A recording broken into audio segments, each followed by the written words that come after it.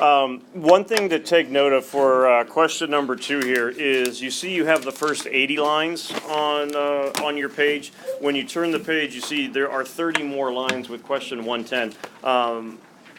For the longest time, I would say this was probably the longest prompt that we would see usually for a rhetorical analysis. It was rare that they would go onto a second page. It hasn't happened every year since 2012, but almost like every other year, it seems like you do get a lengthier rhetorical analysis. So if it does not finish on the first page, don't be completely shocked or upset if it goes on to a third page or a second page. Third page would be really bad. But don't psych yourself out if it goes onto the back onto a second page. A benefit of it being 2 pages, with it being a little lengthier, gives you more devices that you could pull from. But at the same time, you want to make sure that you don't simply just stop right here, that you do go on the next page in case there could be any other major devices that would be there. But it's becoming a little bit more common for the rhetorical analysis to be a little bit lengthier. On April 10th, 1962, as the United States was emerging from a recession, the nation's largest steel companies raised steel prices by 3.5%. President John F. Kennedy, who had repeatedly called for stable prices and wages as part of a program of national sacrifice during a period of economic distress, held a news conference on April the 11th, 1962, which he opened with the following commentary regarding the hike in steel prices. Read Kennedy's remarks carefully, and then write an essay in which you analyze the rhetorical strategies that Kennedy uses to achieve his purpose. Support your analysis with specific references from the text. So we're taking a look at rhetorical devices in order to achieve his purpose.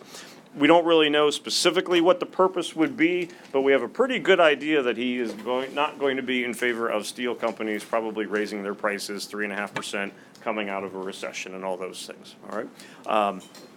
I'm not going to do a JFK accent, but nor are you. But we'll read it, and then as you see things that you're starting to pick up so far as purpose or rhetorical devices, highlight it here in your text, and then we'll kind of come back and take a look at it. Keep in mind this is a speech, so not only would it be the way that words are written, but as you are hearing it, it also could be the way that they are sound, or things that he says that come across, in a audio sense that might not be there in the oral sense. Simultaneous and identical actions of United States Steel and other leading steel corporations increasing steel prices by some $6 a ton constitute a wholly unjustifiable and irresponsible defiance of the public interest. In this serious hour in our nation's history, when we are confronted with grave crises in Berlin and Southeast Asia, when we are devoting our energies to economic recovery and stability, and when we are asking reservists to leave their homes and families for months on end, and servicemen to risk their lives, and 4 were killed in the last 2 days in Vietnam, and asking union members to hold down their wage requests, at a time when restraint and sacrifice are being asked of every citizen, the American people will find it hard, as I do, to accept a situation in which a tiny handful of steel executives whose pursuit of private power and profit exceeds their sense of public responsibility can show such utter contempt for the interest of 185 million Americans. If this rise in the cost of steel is imitated by the rest of the industry instead of rescinded, it would increase the cost of homes, autos, appliances, and most other items for every American family. It would increase the cost of machinery and tools to every American businessman and farmer. It would seriously handicap our efforts to prevent an inflationary spiral from eating up the pensions of our older citizens and our new gains in purchasing power. It would add, Secretary McNamara informed me this morning, an estimated $1 billion to the cost of our defenses at a time when every dollar is needed for national security and other purposes. It would make it more difficult for American goods to compete in foreign markets, more difficult to withstand competition from foreign imports, and thus more difficult to improve our balance of payments position and stem the flow of gold. And it is necessary to stem it for our national security if we are going to pay for our security commitments abroad, and it would surely handicap our efforts to induce other industries and unions to adopt responsible prices and wage policies. The facts of the matter are that there is no justification for an increase in the steel prices. The recent settlement between the industry and the union, which does not even take place until July the 1st, was widely acknowledged to be non-inflationary, and the whole purpose and effect of this administration's role, which both parties understood, was to achieve an agreement in and which would make unnecessary any increase in prices. Steel output per man is rising so fast that labor costs per ton of steel can actually be expected to decline in the next 12 months. And in fact, the acting commissioner of the Bureau of Labor Statistics informed me this morning that, and I quote, employment costs per unit of steel output in 1961 were essentially the same as they were in 1958. The cost of the major raw materials, steel, scrap, and coal, has also been declining, and for an industry which has been generally operating at less than 2/3 of capacity, its profit rate has been normal and can be expected to rise sharply this year in view of the reduction in idle capacity. Their lot has been easier than that of hundreds of thousands of steel workers thrown out of work in the last 3 years. The industry's cash dividends have exceeded $600 million in each of the last 5 years, and earnings in the first quarter of this year were estimated in the February 28th Wall Street Journal to be among the highest in history. In short, at a time when they could be exploring how more efficiency and better prices could be attained, reducing prices in this industry in recognition of lower costs, their unusually good labor contract, their foreign competition, and their increase in production and profits.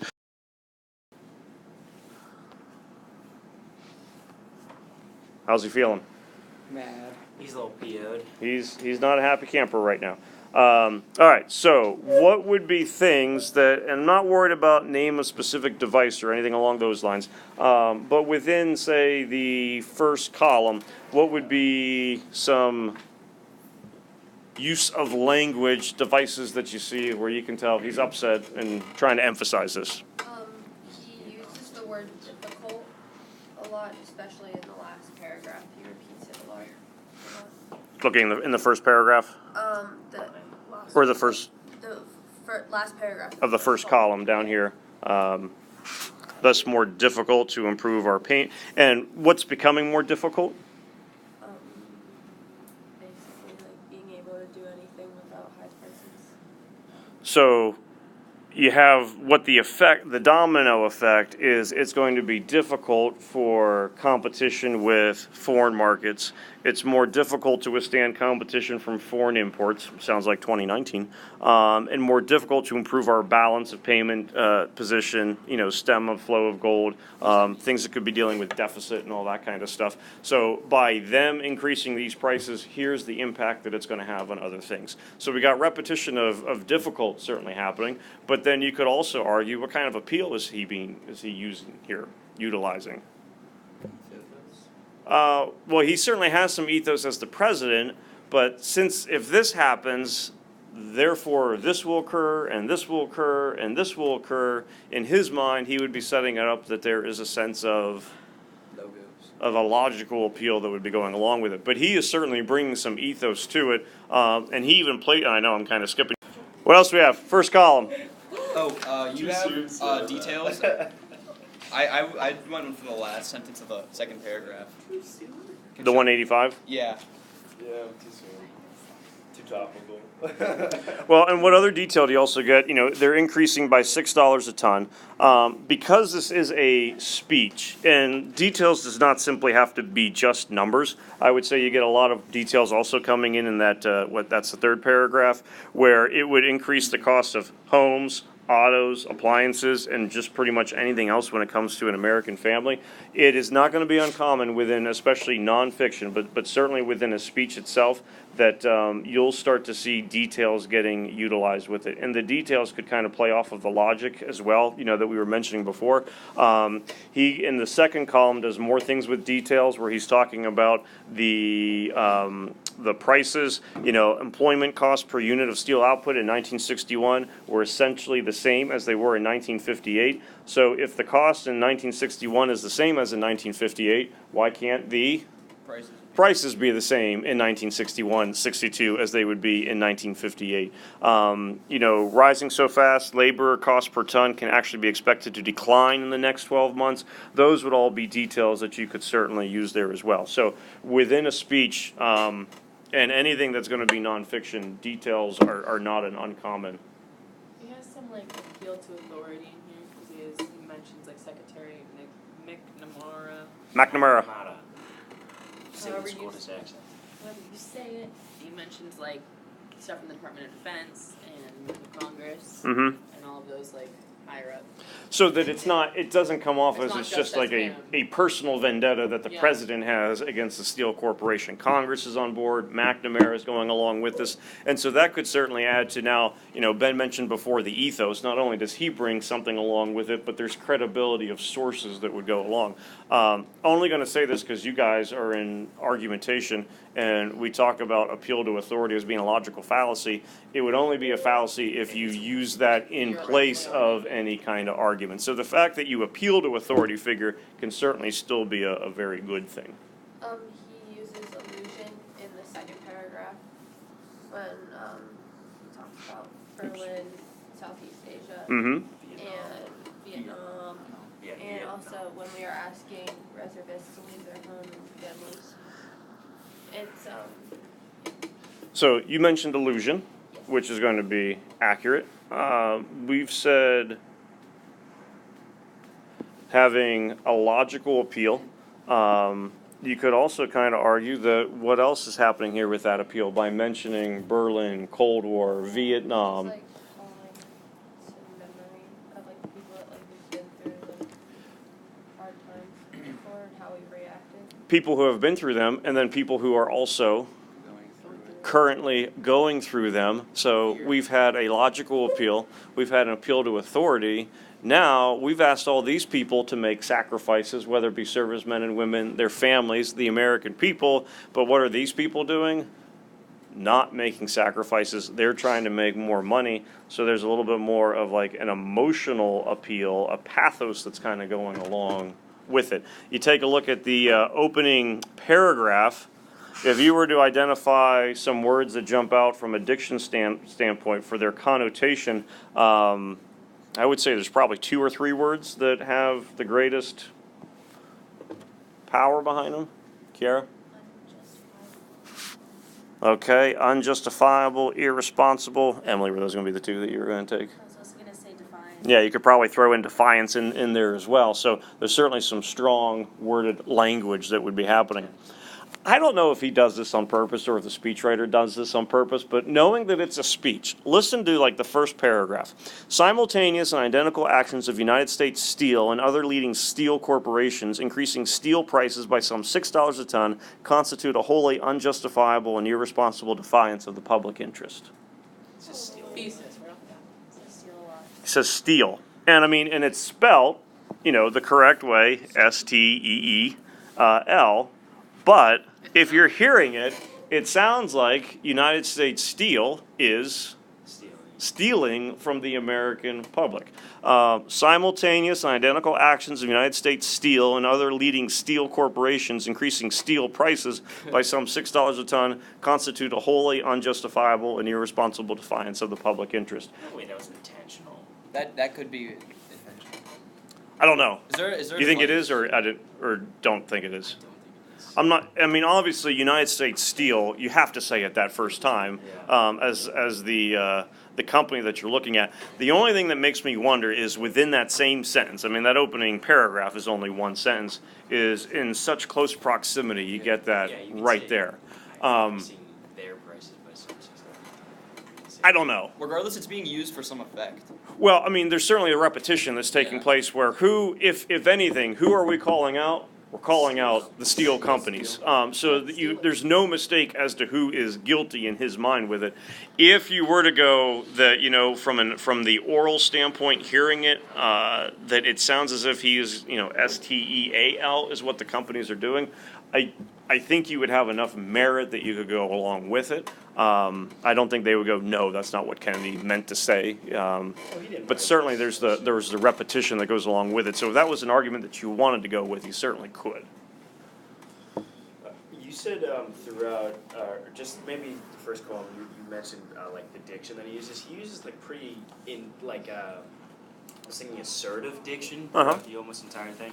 Because there was one in line 46, he says, the fact of the matter is that there are no justification for an increase in steel prices. And then in the back he says a few gigantic corporations have decided to increase prices in roof. I think be an accurate term to use where it. Sorry, I didn't mean to cut you off. He uses like seriously handicap our efforts and stuff like that. So Where basically we are being held hostage by a corporation.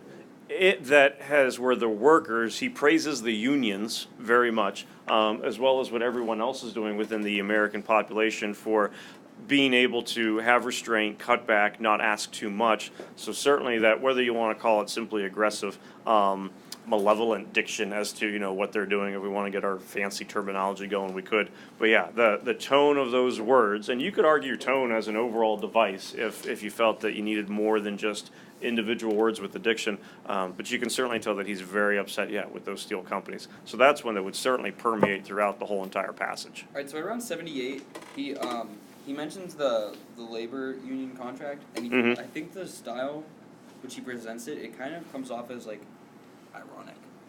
And he goes like, "His industry recognition of lower costs, they're unusually good labor contract. Their foreign competition." No, it's the labor contract one. I don't know. Well, and here's why I think it would be significant that he's mentioning the labor contract, as that didn't really work right there. Based on what the prompt is saying, and you would not be expected to necessarily know all of this stuff. Now, those of you in APUSH, we expect everything from you guys. But what information do you get about the economic state of the United States? They're in a recession. During a program of national sacrifice during a period of economic distress. So he certainly wants to point out that, they have an exceptionally good contract with their labor unions. At a time when you have a lot of financial concerns, your labor unions have given, whether it's giving up some things with wages or haven't demanded as much, but you get the sense, at least in comparison to what other companies are dealing with, you don't have nearly the problems that those other places do. So certainly it would be a point of emphasis with their unusually good labor contract. So he's like praising the union. Yeah, he's praising basically everyone but the Steel Corporation because they're stealing from us. That's why he uses it 3 times in that opening line. But no, he is certainly, you could do a thing with diction where, and it's assertive diction in the sense the way that he's calling them out, but it's also praising for the people who are making the sacrifices, for it, absolutely. So he's pretty balanced with what he does. And then, there's more details going on here right above it where you were talking about before, $600 million in each of the last 5 years. Earnings in the first quarter of this year estimated to be among the highest in history, but we're going to continue to raise the prices. So if anything, they certainly come across as being, greedy more than a group of people who would be sacrificing as so many other Americans would be doing. In every single speech, you got to mention the troops at least once, right? Details, assertive diction, emotional appeals, those would all be, I think, devices that you could certainly use for this one. The main thing you'd want to make sure that you identify is to achieve his purpose. If you were to identify an overall purpose besides yelling at steel companies, what are the illusions? What is the diction? What are the details? What are they meant to It's do? almost like to persuade the steel companies to stop. Okay. You should say rally the American people. So you were going to say rally the troops to go along Rally with the your... troops, yeah. And certainly to persuade them to recognize that they are being unfair, greedy at a time when you have so much sacrifice being made by whether it be the servicemen, just American public in general. The troops, yeah. What you would want to avoid doing, I think, would be, he uses, I'm just saying illusion, pathos, and details because they're the first 3 we have written, to achieve his purpose. Make sure that within that thesis, within that opening, you identify the purpose, that you specify what one would be, because a focused, consistent argument is going to be much better than simply just regurgitating some of those key words that get used with it. It's not the famous speech that you think of with JFK, ask not what your country can do for you, but what you can do for your country. But it's certainly one where, even if you're unfamiliar with the circumstances, I think they give you enough information in the prompt, and you're certainly starting to pick up on enough of the types of elements that he uses within his language that it can still be a very successful prompt. Don't be turned off as a concern if all your evidence was like from paragraphs 1 to 4, and you were neglecting like lines 45 on through the rest because you'd only be dealing with roughly a third of the speech. I don't know, 1 to 10, I'd say this one's like, 6. so say 5 maybe, like medium range. Certainly Just for very reading, I feel doable. like it's more difficult than the actual essay would be. Yeah, because he uses a lot of, not run-on sentences, but run-on sentences. Well, it's a speech, so you can. Yeah. You can get away with that kind of, well, and what he does, and we didn't identify this from a syntactical standpoint, there's a lot of parallel structure, which you usually end up doing, where he would be emphasizing the sacrifices that other people are being made, and he also uses that to emphasize in his mind, the horrific deeds that the steel companies are done. There's a lot of alliteration that gets made, with the, simultaneous identical actions, United States Steel, there was another P's I thought got used somewhere a lot. Private power, down here around line 17. Situation in which a tiny handful of steel executives whose pursuit of private power and profit exceeds their sense of public responsibility can show such utter contempt. So certainly that use of alliteration is a way to emphasize key traits that you feel are happening, pursuit of private power, profit, as opposed to the public responsibility that they have. So in alliteration, parallel structure, all those things would fall under syntax that you could use. So you could just have a syntactic paragraph and look at various things that he uses throughout. All right. Syntactic paragraph. Can I try to read some into JFK? Are coming this year, a few gigantic corporations have decided to increase prices in ruthless disregard of their public responsibilities. The Steelworkers Union can be proud that it abided by its responsibilities in this agreement, and this government also has responsibilities which we intend to meet. The Department of Justice and the Federal Trade Commission are examining the significance of this action in a free, competitive economy. The Department of Defense and other agencies are reviewing its impact on their policies of procurement, and I am informed that steps are underway by those members of the Congress who plan appropriate inquiries into how these price decisions are so quickly made and reached, and what legislative safeguards may be needed to protect the public interest. Price and wage decisions in this country, except for very limited restrictions in the case of monopolies and national emergency strikes, are and ought to be freely and privately made. But the American people have a right to expect in return for that freedom a higher sense of business responsibility for the welfare of their country than has been shown in the last 2 days. Some time ago, I asked each American to consider what he would do for his country, and I asked the steel companies. In the last 24 hours, we had their answer. And he plays off of that ethos here in lines 107 to 110. What's he referring to when he says some time ago, I asked each American to consider what he would do for his country? Ask not what your country can do for you, but what you can do for your country, or something like that. Good JFK. That was your JFK. Yeah. I liked the. It's hard. He's a very specific. Some time ago, I asked each American to consider That's good. what he would do for his country, and I asked the steel company. Imagine him reading that entire speech like that. Oh, freaking brains out. He's like, I need lower steel, like I need a bullet in the head. Yeah, I made the Challenger reference. I don't know, Sam. I don't know. This is right. Of the public responsibilities. Mhm. He's trying to make sure that you know that this is like not okay what the steel companies are doing. Where'd the ruthless one go? That's probably line. Oh, there it is, right there at the top, yeah. So no, certainly, I think assertive diction was the term that you used, yeah, that. It's like a Give it. necessity. Well, and when you're in 1960s, you got Cold War, Vietnam is just starting, Cuban Missile Crisis is is the good about to time go to full, mention. this is the time, and certainly World War II is still fresh in the minds You of can see everyone. World War II in 2019. You give people's Yeah. emotional responses. Sure. Anything else on the back? I think the ruthless disregard would be a big one. Certainly the illusion, that we had before. I did Sam? some diction around at 80, 88, and up to like 93. It's just like, let's see, the Department of Justice are examining the significance of action. The Department of Defense and other agencies are reviewing its impact. I don't know, I thought there was something there.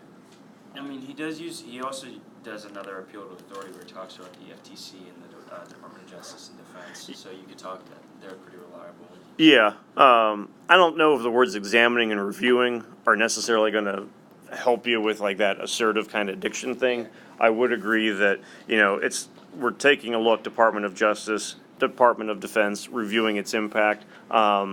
members of Congress, as we said earlier, like this again isn't just a personal issue that he has, but the whole entire government is taking a look at this. So yeah, I think that appeal to authority would be a good one to use. Appeal to authority, that it goes on to a second page. If anything, that gives you more ammunition to work with than simply having to try to get all your devices from, just a couple paragraphs. I would try to spread them out as much as possible. DRQ, I don't know if you'll put it in a 5 or 6 category. I think this is probably, of the 3 questions, the one that folks would struggle with the most. Consider the distinct perspectives expressed in the following statements. If you develop the absolute sense of certainty that powerful beliefs provide, then you can get yourself to accomplish virtually anything, including those things that other people are certain are impossible. Second one, I think we ought always to entertain our opinions with some measure of doubt. I shouldn't wish people dogmatically to believe any philosophy, not even mine.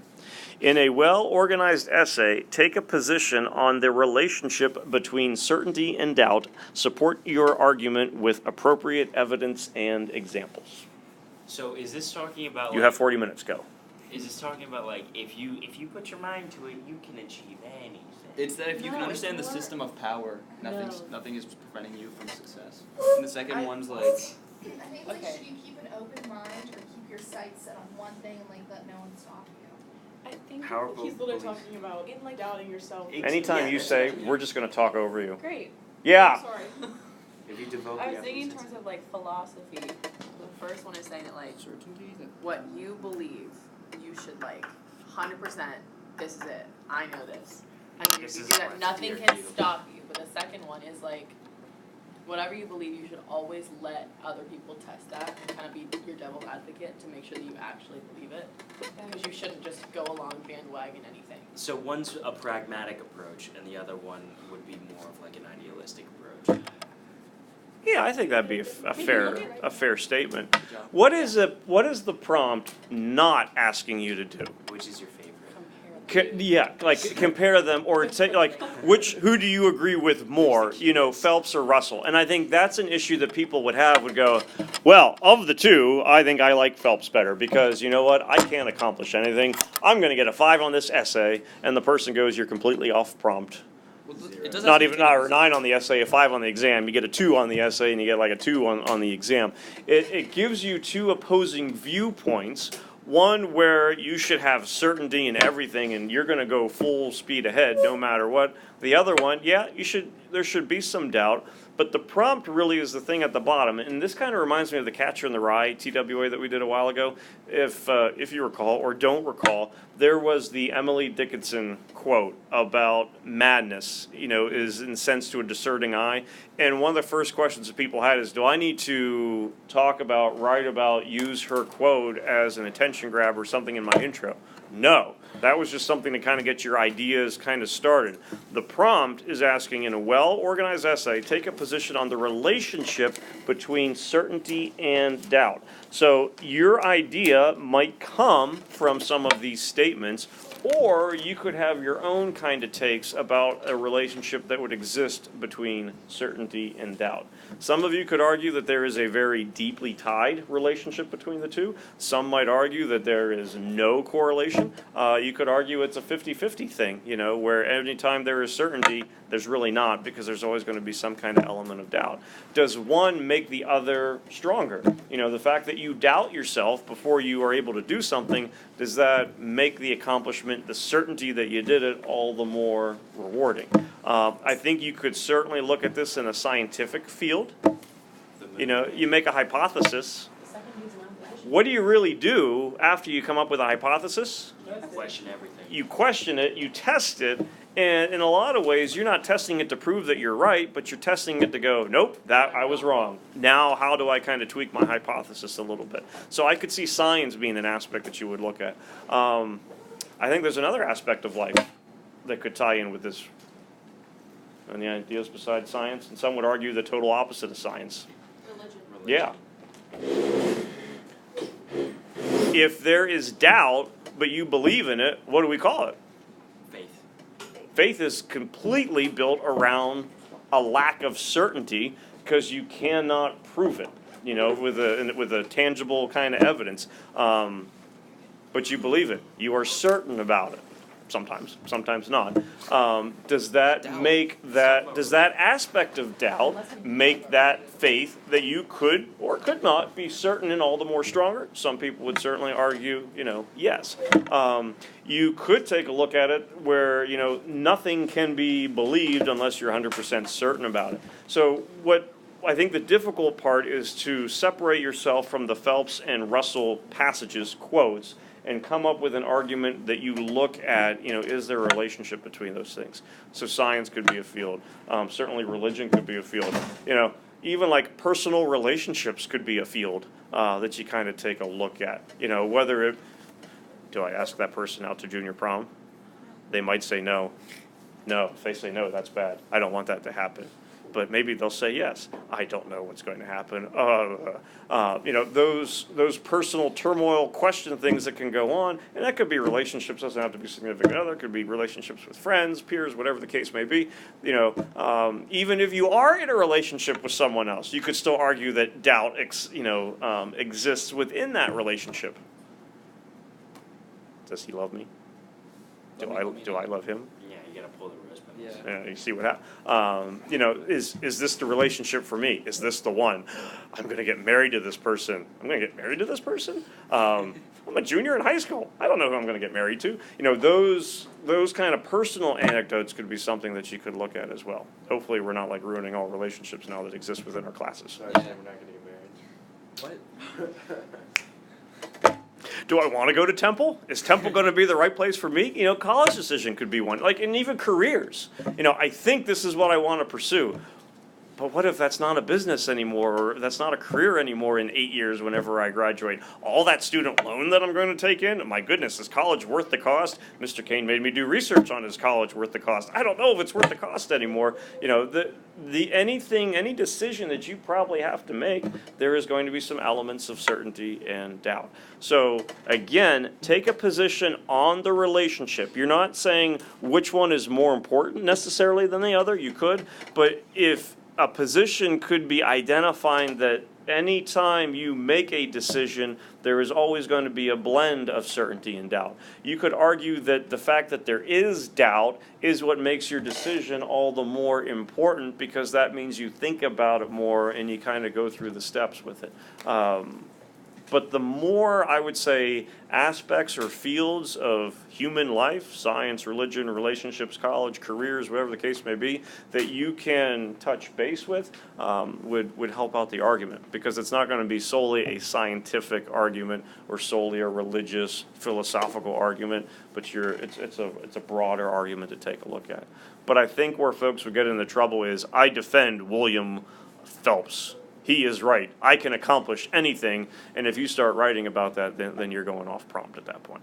This is such like a vague prompt. It's the relationship between certainty and doubt. They in the last 10 years, I would say the DRQs, not every single year, but they are becoming more philosophical in general. And they're almost, and I think part of it is they're becoming like anti-synthesis, because in the sense where synthesis, you're dealing with sources, you're dealing with, okay, here are ideas to pull from. They're really kind of now throwing them out there where you have to think of your own idea, and they're not, I would say, as tied into specific fields. I mean, you could argue this might work better for a science kid, you know, than it would an English major kid. I don't know. But I would say they're more free thinking kind of ideas over the last 10 years. You know, they've had the following year, 2013, what does it mean to own something? They were taking a look at. That's pretty good. You know, and so you could get into intellectual property, you know, physical property. Do you actually even own, you know, the pencil that you have? But it's kind of gotten a little bit more in that philosophic. That's gonna take me Isn't a while. all of your property till you're 18? It's like owned by your parents or something like that. That's like a literal approach to it, though. You too. You can take a literal approach to it. Well, or like, do you own your emotions? Do you own your personality? Do you own your identity? Do you own your conscience? Do you even have a conscience? Oh. None of this even exists anyway, so it doesn't matter.